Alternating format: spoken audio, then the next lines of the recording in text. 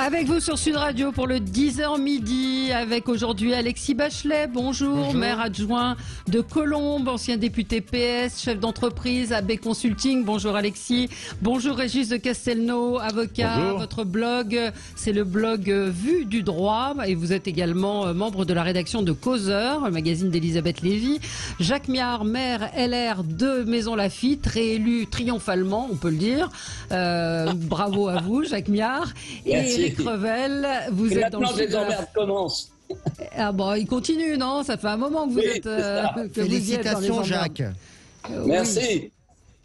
Éric Revel, vous êtes à Nice, vous êtes le directeur de la chaîne Azur TV et félicitations à vous aussi puisque vous avez eu des résultats très encourageants pour cette chaîne régionale qui diffuse dans le sud de la France et que vous avez reprise il y a peu de temps, qu'on retrouve sur la TNT gratuite et sur toutes les box. Oui, sur les box. Faire un peu de sur les pub. box. Absolument. Voilà, c'est 3 chaînes en fait, à Marseille, à Nice et à Toulon, voilà. Absolument. Bah écoutez, un petit peu les mêmes sujets qu'hier. Gérald Darmanin toujours chahuté et contesté à propos de cette accusation pour viol. Il s'en est expliqué ce matin. On va revenir sur les premiers pas de monsieur Dupond-Moretti, notre nouveau garde des Sceaux. On va parler de ce rapport sénatorial sur l'avancée de l'islam politique en France, sujet évoqué également par Gérald Darmanin hier au Sénat. On va réécouter d'ailleurs ses propos. Et puis les violences gratuites qui explosent en France. Voilà, tous ces sujets avec vous. Moi, je vais commencer par un petit coup de gueule sur les mots. Alors ça va nous amener peut-être sur le sujet des violences tout à l'heure, mais on parle pas d'incivilité quand il s'agit d'un meurtre ou d'une agression violente comme celle dont a été victime le chauffeur de bus. Je trouve cela particulièrement détestable. Et puis un peu plus léger, c'est Éric Piolle, le maire de Grenoble. Je ne sais pas si vous avez vu ce matin son tweet. Les cours d'école de nos enfants ressemblent à des parkings en bitume. La solution, débitumiser, dégenrer, végétaliser et potagiser. Et alors notre confrère qui s'appelle Philippe Gau a dit déjà si on commençait par parler correctement le français et ne pas employer des mots qui n'existent pas, ce serait déjà pas mal. Voilà.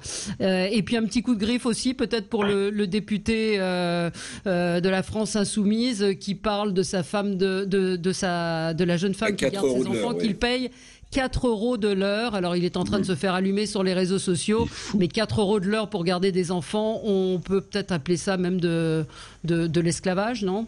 Non, de l'exploitation, Valérie. L'exploitation, pas des oui. mots connotés. Non, ça s'appelle. Ça a un mot, ça a un nom, non? C'est l'esclavage. Mais ça veut humain. dire qu'ils payent au noir parce que c'est pas possible. Normalement. 4 €. Quand tu payes 4 € ça de veut l'heure. dire qu'en plus, ils payent au noir. C'est deux fois grave. C'est grave parce que c'est en dessous des prix qui sont pratiqués, mais en plus, à ce tarif-là, ça veut dire que c'est quelqu'un qui paye sans déclarer. Elle déclare pas ses revenus, donc il y a en plus dissimulation. Enfin, c'est. Son tweet exact, c'est pendant qu'Elisa était à 4 € de l'heure pour garder nos enfants, Jean Castex touchait 200 000 € de la République par an. Donc il aurait peut-être mieux fait de tourner son tweet dans sa langue avant de tweeter. L'arroseur arrosé. Au secours, quoi. Bon, ceci dit, si on fait un calcul sur un mois, il n'est pas loin du SMIC. Si elle fait 8 heures par jour, enfin je pense pas, mais oui. 8 fois 4, 32 fois 30, un peu en dessous du SMIC, mais je pense qu'elle ne doit pas être déclarée, non, effectivement. Non. Écoutez, peut-être que ça peut se vérifier. Ça se regarde. Alexis, vous aviez un coup de cœur pour commencer. Oui, absolument, Valérie. J'ai un coup de cœur pour un jeune entrepreneur que j'ai la chance de connaître, qui s'appelle Malek Badzi. Et Malek Badzi, il a créé une entreprise qui s'appelle Yola, qui est une agence de tourisme et d'événementiel pour le public handicapé. Parce qu'il y a quelques années, il s'est rendu compte que les grands événements sportifs, et en particulier les Jeux Olympiques, étaient inaccessibles à des personnes handicapées. C'était quasiment impossible pour des personnes handicapées d'aller assister en tant que spectateur à ces grands événements. Je rappelle d'ailleurs que les Jeux Olympiques sont également des Jeux paralympiques. Donc c'est quand même un paradoxe d'avoir dans les stades des athlètes handicapés qui participent et des personnes handicapées qui, elles, ne peuvent pas accéder au stade et ne peuvent pas voyager non plus parce qu'il fait les deux. Il fait agence de voyage, il emmène quand les événements internationaux ont lieu à l'étranger, dans tous les pays du monde, il peut emmener des personnes handicapées et ensuite il s'assure aussi que les personnes puissent accéder au stade, aux équipements sportifs. Et donc c'est lui qui a créé son concept, c'est lui qui l'a développé. Ça marche formidablement bien. Il a commencé aux Jeux Olympiques de Rio et depuis, il a rencontré un public de gens, de personnes handicapées qui souhaitent assister à ces grands événements. Et donc, il sera présent sur les Jeux Olympiques. À Tokyo, là, c'est décalé, mais sur d'autres grands événements internationaux. Et donc, moi, je voulais avoir salué des jeunes entrepreneurs qui travaillent dans l'inclusion et pas simplement, c'est pas simplement des paroles, c'est des actes et c'est des services concrets qu'ils proposent à des personnes qui sinon ne pourraient pas se sentir partie prenante de ces grands événements sportifs. Bon, très belle initiative. Bravo. Yola, il s'appelle Malik Badzi, Yola, et je le salue. Bravo. Vous n'êtes pas au capital, monsieur l'ex-député, vous n'êtes pas au capital de l'entreprise. Non, pas du tout. Pas du tout. Oh là là, oh là là. Ah bah, je vérifie tout maintenant. Non, la France insoumise. Rassurez-vous, ça n'est pas du tout intéressé. Ce que je dis, c'est désintéressé. Par contre, c'est un vrai coup de cœur pour un beau projet. Et en plus, il a la chance. Il a la chance d'habiter dans ma commune. Voilà. Ah bah, c'est le seul conflit d'intérêt qu'on a. Il y a un petit conflit d'intérêt quand même. Ah oui, enfin, Jacques Miard. Mais je salue le coup de cœur d'Alexis parce que véritablement, il y a un changement depuis maintenant quelques années de toute notre société à l'égard des handicapés. Et je peux vous dire qu'on le doit aussi à Chirac, mais on le doit à véritablement tout un tas de gens qui prennent ça en compte. Et je trouve cette initiative parfaitement parfaitement légitime parce qu'on a effectivement des Jeux Olympiques, des Jeux Olympiques avec les handicapés et permettre aux gens d'y aller, bravo. Alors moi j'aurais un petit coup de griffe quand même, c'est très bien, formidable, ça ne concerne pas ça, mais c'est que si on aménageait déjà nos villes pour les personnes handicapées, ce serait... Ouais, c'est en cours, pas partout.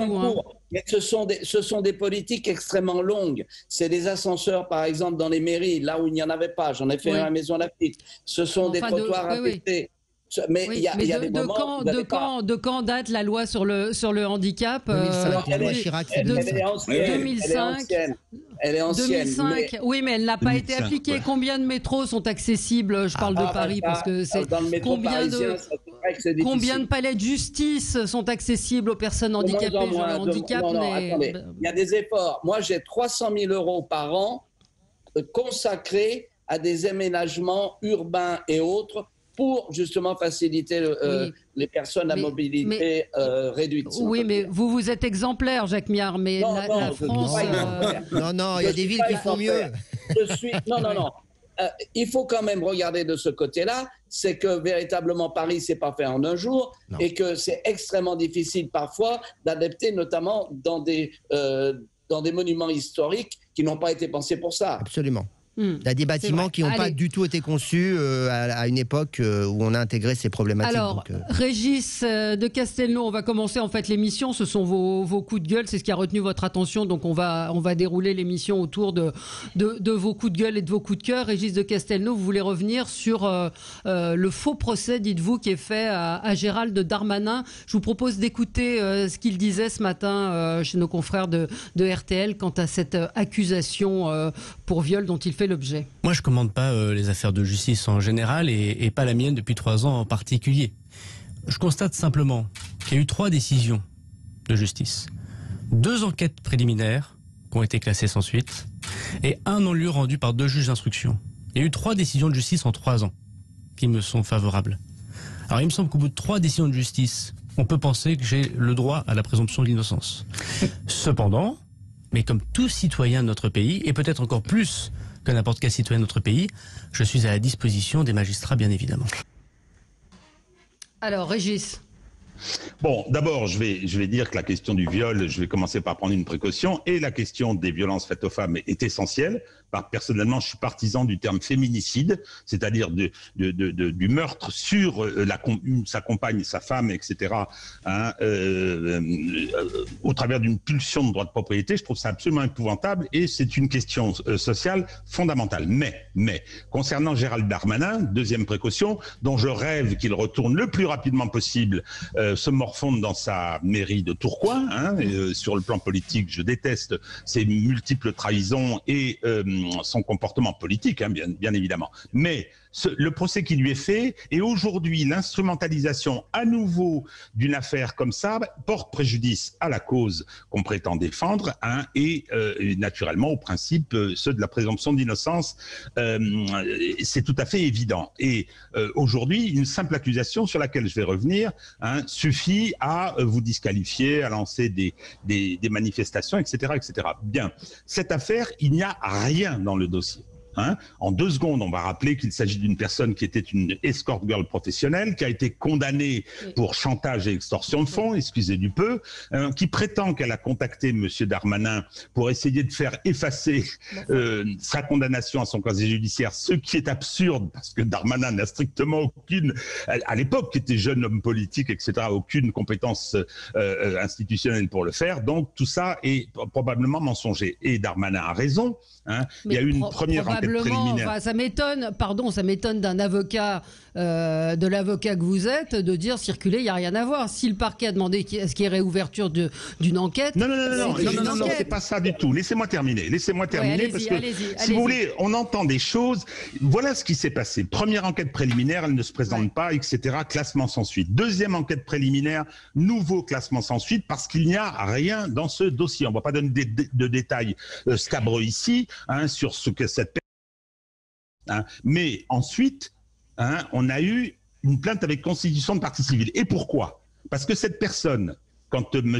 Darmanin est devenu ministre, a été voir Caroline de Haas, qui a un litige personnel depuis très longtemps avec Darmanin, et qui lui a dit « Allez donc voir cette avocate, et elle a déposé plainte avec constitution de partie civile, ce qui oblige, c'est fort normal, à nommer un juge d'instruction. Le juge d'instruction a rendu une ordonnance de non-lieu, de classement sans suite, une ordonnance de non-lieu. Pourquoi est-ce que la chose est réouverte? Pour une raison technique, de pure forme. C'est que la Cour de cassation a considéré que pour rendre sa décision de non-lieu, le juge d'instruction s'était appuyé uniquement... Régis. Non, attendez, c'est important. C'était uniquement appuyé sur l'enquête préliminaire et sur le caractère totalement vide du dossier. On va pas refaire l'affaire. Non, mais on va pas attendez. Oui, mais on ne fait pas l'affaire. Mais au bout d'un moment, si vous voulez, c'est un acharnement contre lui. Hein, c'est une décision de pure forme qui dit... Attendez, je le combats, moi, mais simplement, ce que je constate, c'est qu'on viole les principes fondamentaux, on ment sur cette affaire, on l'instrumentalise à des fins politiques, et ça suffit. On fout Fillon dehors, hein, de la campagne électorale en instrumentalisant la justice, on passe son temps à faire ça. Il faut que ça cesse. Je suis désolé. Alors, Darmanin, je combats, a droit à cette présomption d'innocence, et que cette campagne qui lui est faite est absolument abjecte. Régis, on va y revenir. On est obligé de marquer une pause. Ça avait été très long, Régis, mais on va donner la parole aux autres débatteurs et à vous, si vous le souhaitez, 0826 300 300. À tout de suite. Avec vous sur Sud Radio pour le 10h midi. Alors, nous parlions donc de ce faux procès pour vous, Régis de Castelnau, qui est fait à Gérald Darmanin. Vous dites qu'il n'y a rien dans l'affaire et que c'est uniquement procédural si le parquet a demandé à ce qu'on rouvre l'enquête. Alors, Jacques Miard, vous vouliez réagir? Je veux dire que Régis a parfaitement raison, parce qu'en réalité, on voit bien, moi je suis un peu en bisbille politique avec Gérald Darmanin pour de multiples raisons, parce que c'est un ancien copain avec lequel on déjeunait régulièrement et qui est passé chez Macron, chose que je n'ai pas pu admettre. Mais il n'en demeure pas moins qu'aujourd'hui, on voit très bien que c'est l'instrumentalisation aussi par certains lobbies, parfaitement légitimes par ailleurs, qui défendent, je dirais, la condition féminine. Mais là, véritablement, ça va trop loin. Et surtout parce qu'on voit bien que c'est le moulin médiatique qui se met en place et qui condamne par avance. Dans ce qu'a dit tout à l'heure, enfin déjà récemment plutôt, Dupond-Moretti, il dit la justice, ça ne se rend pas dans les médias. Ça ne se rend pas, je dirais, dans la rue. C'est une question de sérénité de la justice hors, je dirais, les polémiques instrumentalisées. Donc, je suis tout à fait d'accord avec ce que vient de dire Régis, et c'est un problème majeur de notre société qui met en l'air la démocratie, il faut le savoir. Oui, mais enfin, hier, on a évoqué ce sujet, je vais peut-être laisser Alexis Bachelet répondre, on a évoqué ce sujet avec Pierre Jacquemin, qui évoquait le fait que quand on a François de Rugy qui est soupçonné d'avoir mangé du homard et bu des vins très coûteux à l'Assemblée, il démissionne, et que quand ce sont des accusations sexuelles, il ne se passe rien. Alexis Bachelet, non, mais attendez, vous pensez quoi ça n'a rien à voir.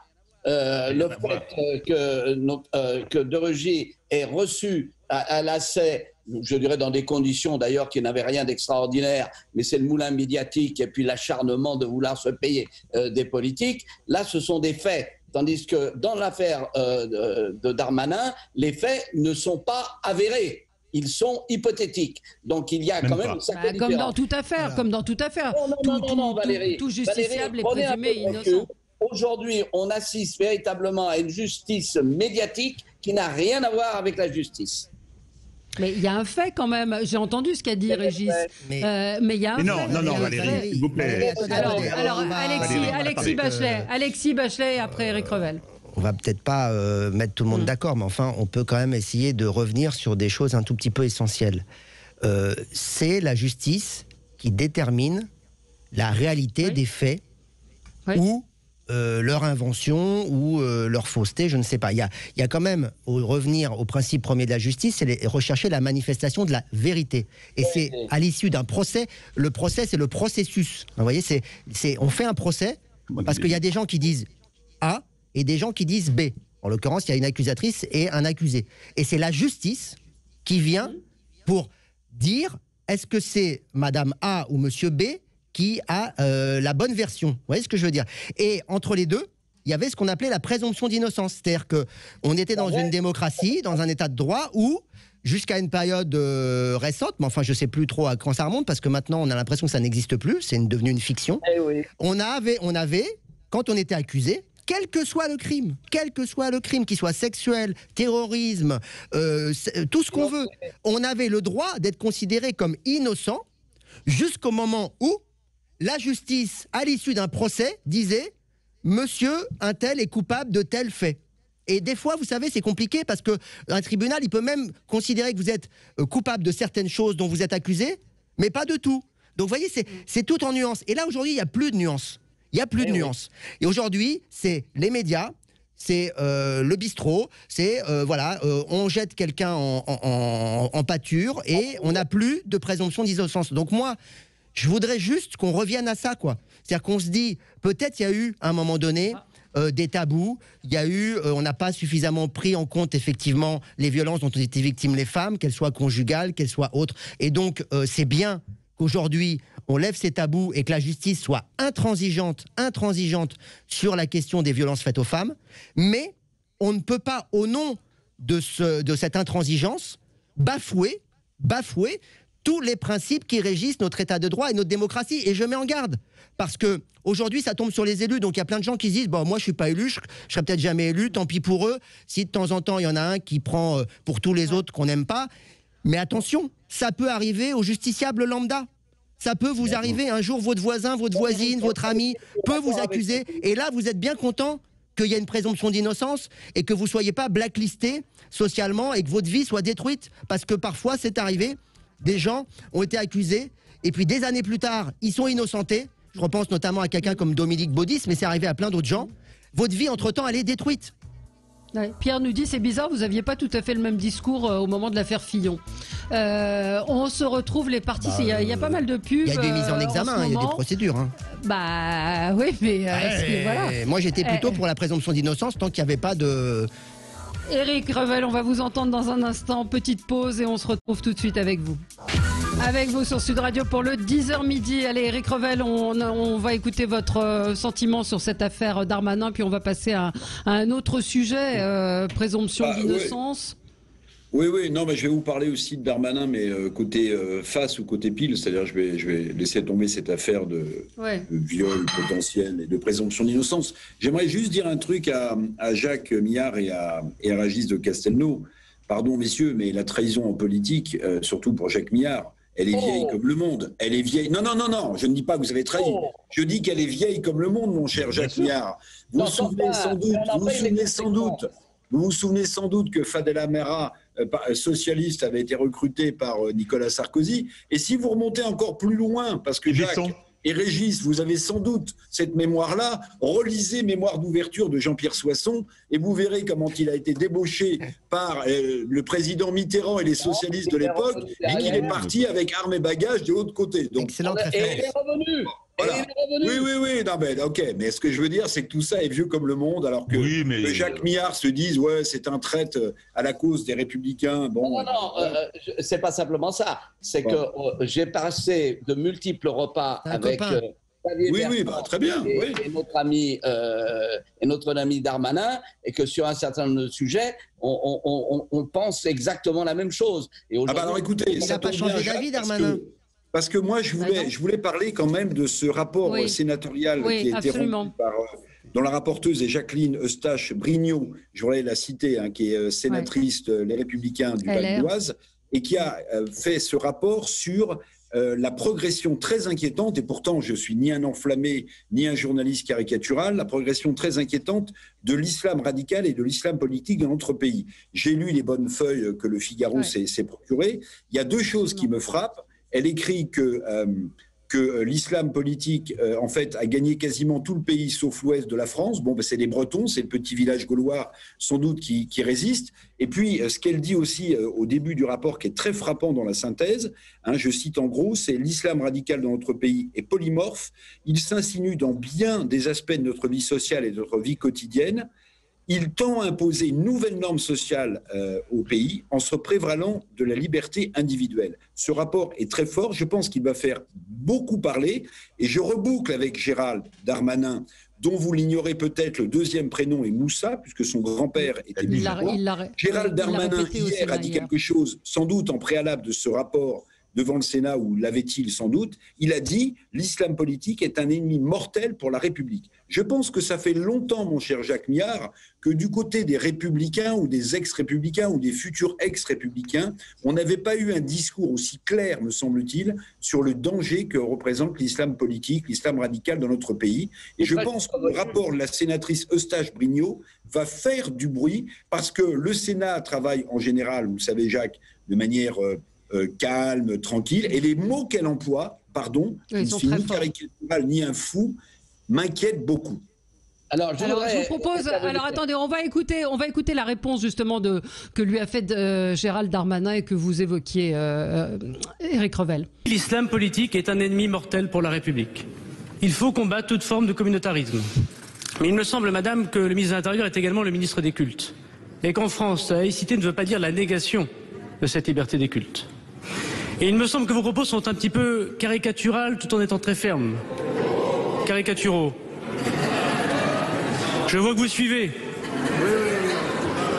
Mon grand-père priait Allah et portait l'uniforme de la République. Moi, je trouve sa réponse très inquiétante, pas vraiment à la hauteur de ce que vous dites, Éric.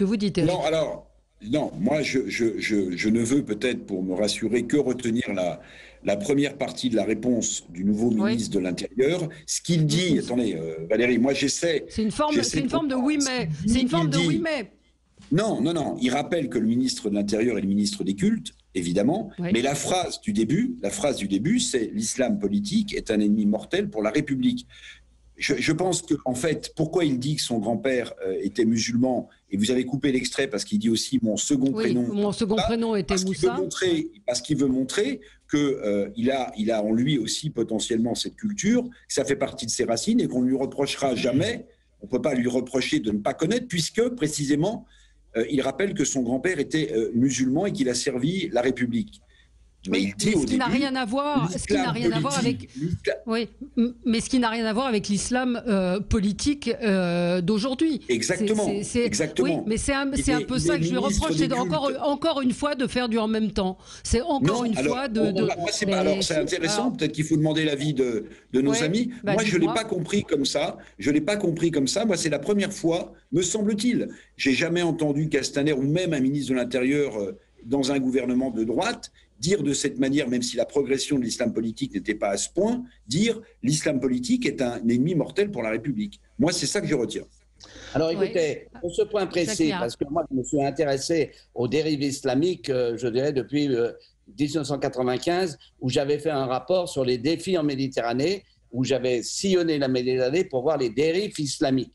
Donc il est clair que sur ce point précis, je suis en phase avec ce que dit Darmanin, parce que c'est extrêmement grave et qu'on a trop pris en compte, je dirais, une sorte de culpabilisation à l'égard d'un certain nombre d'individus au motif qu'ils seraient en difficulté, mais en réalité, on est dans des dérives communautaristes qui sont la ruine de la République. Et ça va mal se terminer. Donc il y a, sur ce point précis, non seulement une nécessité de parler de laïcité, mais il faut expulser, je dis bien expulser, un certain nombre de gens qui n'ont rien à faire sur notre territoire parce qu'ils sont déterminés à véritablement agir contre la société française dans ce qu'elle a de ses us et coutumes, dans cela de l'égalité homme-femme. Et donc, ces gens-là n'ont rien à faire sur nos territoires. Ce qui signifie... certains sont français. Enfin, il y en a qui sont... Mais attendez, il y a beaucoup déjà d'étrangers là-dedans. Il ne faut quand même pas oublier qu'on a un certain nombre d'imams qui sont venus, qui ne parlent même pas le français et qui prêchent, vous le savez. Je pourrais vous montrer ce que j'ai trouvé sur un marché dans une des villes des Yvelines, sur les fatwas vis-à-vis de la France. Je peux dire que vous crierez au secours quand on vous dit surtout ne touchez pas la femme quand elle a ses règles, etc. Des imbécilités à longueur de temps, et ça distille dans les banlieues. Donc il y a un moment, et alors pourquoi ? Le problème, il est que malheureusement, tous les gouvernements, y compris celui-ci, ne touchent pas aux lois qui nous permettent d'expulser ces gens-là. Et ça, c'est grave, parce qu'on est dans des carcans juridiques qui n'en finissent pas. Je sais bien, c'est une réforme de la Constitution qu'il faut faire pour pouvoir faire partir ces gens-là. Oui, Alexis, Bachelet. Moi, je voudrais qu'on ait aussi quand même un débat sur les raisons de la montée de cet islam politique. Il y a des raisons exogènes. Jacques Miard a parlé effectivement de prêcheurs venus de pays qui parlent d'ailleurs pour certains même pas français. Moi je trouve ça incroyable qu'il y ait des imams aujourd'hui qui peuvent venir d'Algérie, de Turquie, même de plus loin. Et c'est des gens qui sont effectivement pas issus de notre pays. Et on devrait pouvoir avoir aussi des imams français. On devrait y avoir un islam de France et pas un islam en France. Mais au-delà de ça, il y a des raisons profondes à cette montée et qui sont parfois des raisons propres à la France.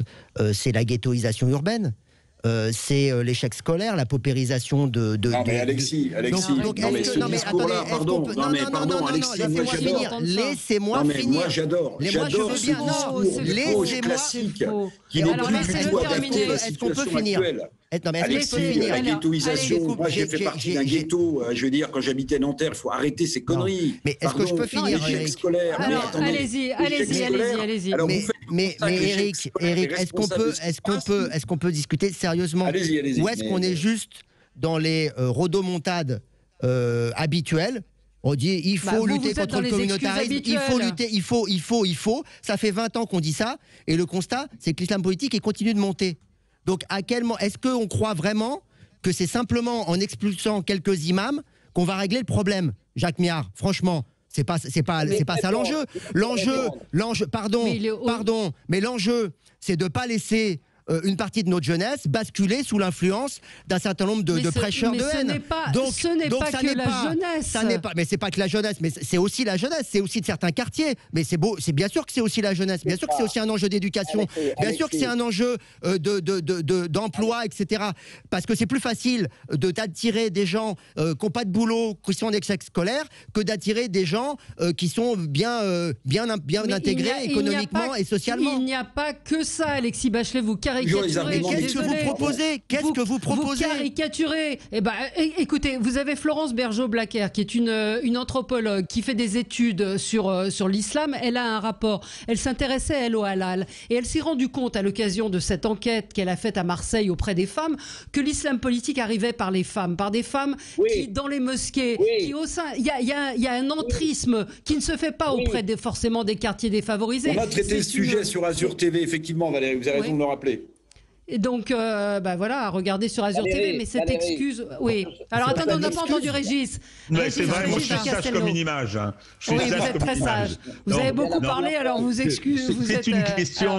C'est une question très délicate. Moi, j'ai le privilège d'avoir connu, probablement Eric aussi, une époque où l'islam était présent, hein, parce qu'il y avait déjà une immigration relativement importante. Puis en plus, moi, je suis né au Maroc et j'ai gardé, ma famille est restée très longtemps, un rapport particulier avec le Maghreb et j'avais aucun problème avec l'islam. Maintenant, on en a tous un problème. Alexis a un peu raison aussi, dans la mesure où on a laissé une population être disponible à la prise en main. La nature a horreur du vide, l'État s'est retiré, il y a un problème social tout à fait évident. Et puis, je vais ajouter quelque chose qui plaira peut-être pas à Alexis, la République n'est pas assez exigeante. Elle n'est pas assez exigeante, c'est-à-dire qu'on nous dit « ah mais ils sont français », etc. Et alors, ils sont français, ils ont des droits et beaucoup de devoirs, comme tous les autres. Donc, il y a une espèce d'attitude comme ça, hein, un laisser-aller. L'enjeu, c'est la sécularisation de l'islam, qui travaille qui travaille toutes les sociétés musulmanes et elle existe, elle progresse aussi, mais il y a une sacrée bataille, avec l'islam politique, parce que ce sont des enjeux de pouvoir très forts, hein, et qui dépassent le problème de la France. Donc on est confronté à un danger, un profond danger. Je souhaite intervenir. Là, je crois que véritablement, Alexis fait une analyse qu'on connaît, qui est une analyse que je respecte parce qu'elle a aussi sa part de vérité entre des gens qui sont dans une situation économique déplorable. Mais tous les gens qui sont dans cette situation économique déplorable ne virent pas à l'islamisme. Absolument. C'est bien de le dire d'ailleurs, c'est bien de le dire. On ne peut pas généraliser. C'est qu'il y a véritablement une vision eschatologique de certaines personnes qui recherchent leur salut de leur âme et qui croient fondamentalement à la lecture verbatim du Coran. Et ça, vous ne les convaincrez pas. Et donc, il est clair aujourd'hui que lorsque les gens qui croient qu'en se lavant le sexe, en se faisant sauter, ils vont trouver des vierges au paradis, je peux vous dire, aucun argument rationnel ne peut marcher sur eux. Et vous avez ce genre de gens, de cette vision eschatologique. C'est dramatique. Quand on vient de me parler, là, Régis, la sécularisation de l'islam, mais c'est exactement le contraire. Le problème, c'est que le Coran, qui est avec une lecture fondamentaliste, c'est un code civil. C'est une vision eschatologique du monde qui n'est pas la nôtre. C'est aussi simple que ça. Et donc, ça ne peut pas se fondre. Quand vous avez des gens, je vais prendre un autre exemple. Un jour, en commission d'enquête à l'égard de l'église de Scientologie, je suis tombé sur un type qui disait qu'il avait signé un contrat de travail de 200 ans avec l'église de Scientologie. Je dis bien un contrat de travail. Que voulez-vous dire lorsque ces gens croient des fadaises pareilles? Et donc, il y a véritablement là un problème d'éclaircissement, je dirais, intellectuel. Et tous les arguments rationnels que vous pouvez essayer d'utiliser avec ces gens-là, c'est peine perdue. Donc, ce n'est pas la peine. Il y a véritablement là une incompatibilité. Et puis, l'argument des difficultés économiques est un vrai argument. C'est vrai, Alexis a eu raison de le souligner. Bon, pour ceux qui ont habité, comme moi, dans des cités HLM quand ils étaient jeunes, la misère sociale, elle était déjà très prégnante dans les années 60-70. Les ghettos dont vous parlez aujourd'hui, qui sont des ghettos parfois religieux, mais souvent sociaux, ils existaient déjà. Est-ce que pour autant les gens qui étaient dans la misère ou qui avaient de petites conditions sociales dans ces quartiers-là, dont j'ai l'honneur de me souvenir et d'avoir fait partie, est-ce que ces gens-là ont pris les armes, ont fait sauter des palais de la République au principe qu'ils étaient abandonnés? Mes parents n'étaient pas des cathos pratiquants. Est-ce que pour autant, je suis devenu un voyou et je me suis dit, la société ne me faisant pas de cadeaux, je vais tout faire péter parce qu'après tout, c'est mon droit, j'ai été abandonné par la République? Pas du tout.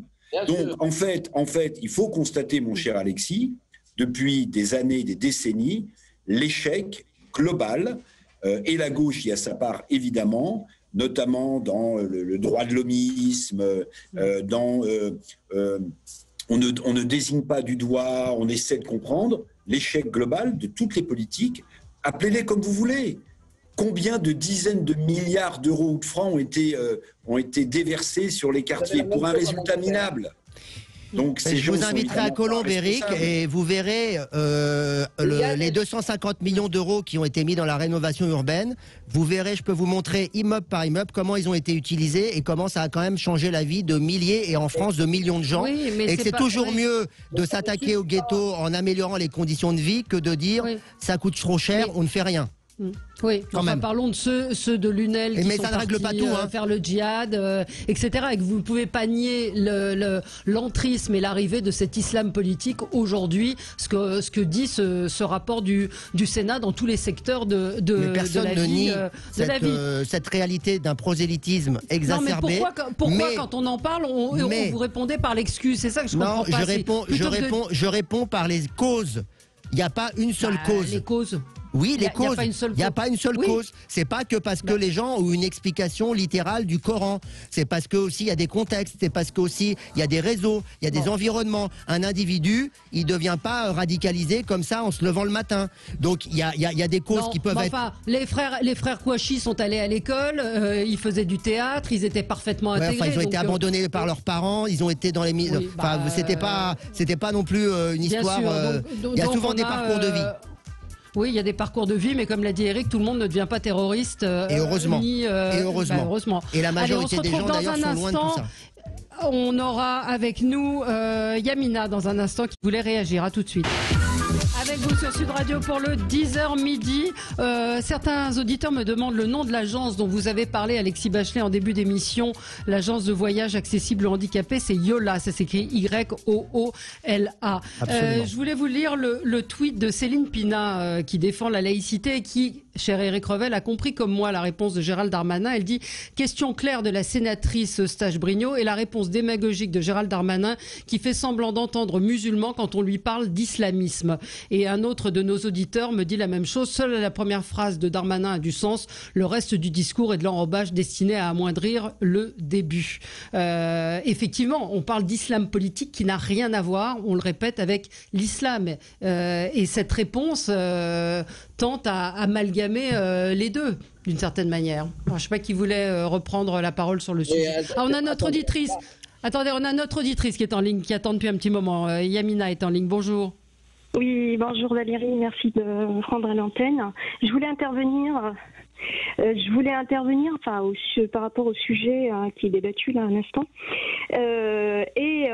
D'abord, je commencerai par la réponse complètement démagogique à côté de la plaque du ministre, puisqu'effectivement la question de la sénatrice ne concernait absolument pas les musulmans, mais concerne un problème grave que connaît la France, mais pas que la France d'ailleurs, qui est la propagation, l'infiltration et puis l'entrisme d'un islam dit politique. Dans les institutions, dans les quartiers, mais partout, de toute façon. Donc la France entière, en dehors de l'Ouest, paraît-il, que dans le rapport, en tout cas j'ai lu quelques lignes en Figaro par rapport au rapport de la sénatrice. Qui est épargné aujourd'hui, jusqu'à quand, je ne sais pas. Si la République n'agit pas, il n'agit pas très vite. Parce que, effectivement, la question qui a été posée, c'était que faire, que prévoit le ministre de l'Intérieur, qu'est-ce qu'il faut, quelle action urgente, parce que l'urgence est là, il faut mettre en place, surtout qu'on a quand même un certain nombre de rapports qui alertent, des discours qui alertent, mais maintenant il faut sortir des discours et des rapports et passer à l'action, puisqu'il s'agit tout simplement de sauver la République, de sauver la valeur et de sauver un principe fondamental qui est la laïcité. Voilà, donc les questions, Alexis Bachelet donc parlait des difficultés économiques et sociales, ok, d'accord, mais il faut sortir aussi de la théorie de l'excuse et justement intégrer ces gens-là dans la République, puisqu'il ne s'agit pas seulement, en l'occurrence l'islam politique, à mon sens, n'est pas porté par des jeunes en situation difficile, mais plutôt par une élite qui veut s'imposer par l'islam. Point barre. Donc, quand on regarde le travail de certaines associations, les plateformes des musulmans de France, ex-UIF, on comprend très bien leur projet leur projet politique et puis par la suite instaurer de toute manière l'islam dans la France entière comme valeur de toute façon, et puis comme système aussi, puisque au sein de l'islam n'est pas juste une religion, c'est tout un système, et je sais de quoi je parle puisque de toute façon j'ai vécu très longtemps en Algérie, dans un pays où la démocratie et l'islam c'est pas compatible tout simplement. Donc sinon on aurait eu des pays où l'islam est religion d'État qui soit démocratique, et ne me parlez surtout pas, ne me donnez surtout pas l'exemple de la Tunisie s'il vous plaît. Donc c'est des pays où on voit très bien la difficulté, et ces difficultés-là on les vit aujourd'hui en France, et il y a urgence d'agir, d'où justement la démagogie de la réponse du ministre hier. Très sincèrement, c'était pas à la hauteur de la question et de l'urgence et de la gravité de la situation. Voilà. Donc maintenant, il faut agir, il faut sortir des discours, il faut sortir des rapports et mettre des actions en place, expulser les imams semeurs de haine, avoir un œil, un regard, avoir un contrôle sur les associations qui agissent au sein justement de ces quartiers où la République n'est plus présente, et puis mettre des actions il faut de la volonté. Qu'est-ce qu'on attend? Qu'est-ce qu'on attend? Il faut de la volonté politique. Valérie, j'ai pas dit grand-chose. J'ai pas dit grand-chose jusqu'à présent, mais concernant le double discours et le en même temps. Mais attendez, il y a eu une très belle affaire qui était l'affaire Mila. La petite Mila a dit des choses. Attendez, excusez-moi, c'est ma chienne, tais-toi, toi. C'est quand je prononce le nom de Mila. Elle avait dit des choses qui étaient très fermes, assez blasphématoires, que je partage personnellement. Bon, je suis méfiant de toutes les religions, mais qu'est-ce qui s'est passé derrière? Déscolariser. Tout le lycée l'a insulté. Madame Belloubet, ministre de la Justice, est venue dire qu'elle avait blasphémé.